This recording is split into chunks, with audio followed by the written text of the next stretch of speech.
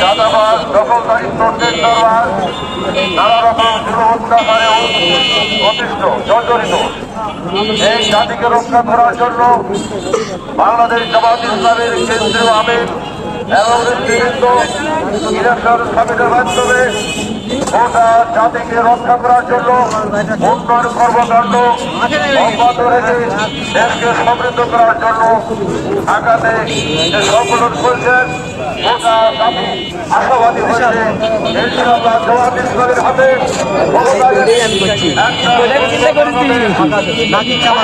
বাংলাদেশ এবং উন্নয়নমূলক বাংলাদেশ গঠন হবে ইনশাআল্লাহ।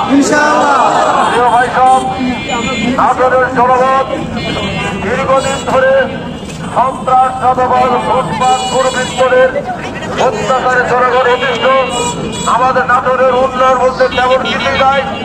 আল্লাহ তাআলা যদি আমাকে নির্বাচিত করেন, নাটোরের সর্বস্তরের জনগণের আশা আকাঙ্ক্ষার প্রতিফলন হবে ইনশাআল্লাহ। নাটোরকে